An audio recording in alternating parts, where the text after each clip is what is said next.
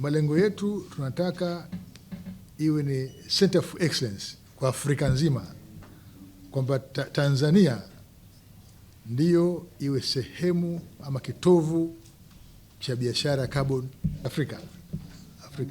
Hayo ndiyo malengo yetu. Kwa hiyo Mheshimiwa Mwenyekiti na wajumbe, mna mzigo mkubwa sana kwenye mabega, lakini najua mnauweza. Kuna watu wanafanya biashara carbon hawajawa registered NCMC. Matokeo yake serikali haipati mapato, kwa sababu ukiwa registered mradi wako, kwa mujibu wa kanuni kuna percentage inakwenda serikalini na kwenda NCMC na kwenda wapi. Hawa watu wanafanya kinyemela. According to the report, walionekana ukienda kule Vera sijui na wapi kwenye ile registry zile za kimataifa, wanaonekana kule wapo na wameuza hizo kaboni Tanzania, huko NCMC hawapo. Hao ni wezi. Au kuna neno jingine la kuita, jina jingine zaidi ya wezi. Hao wezi wote wanatakiwa warudishe pesa zetu,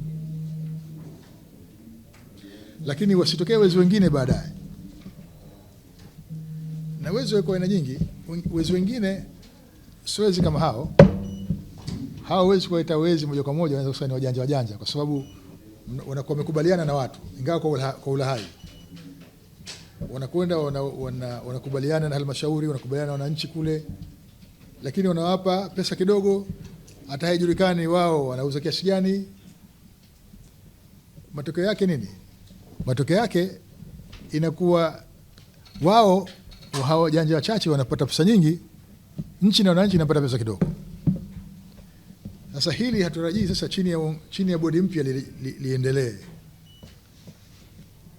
Nilisikia kwenye presentation yake CEO alikuwa anazungumza, akasema dawa yake hii ni kuwa na hiyo registry, kwamba itakuwa sasa kuna uwazi.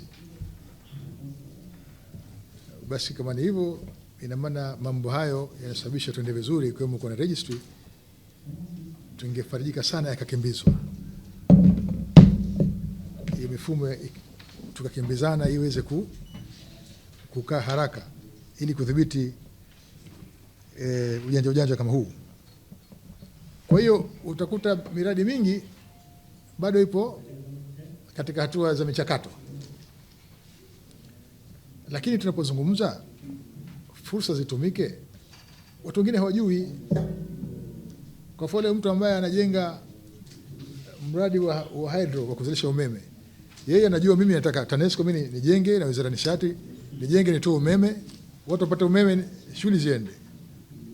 Sasa kama kituo hakijaji karibu na hawa watu,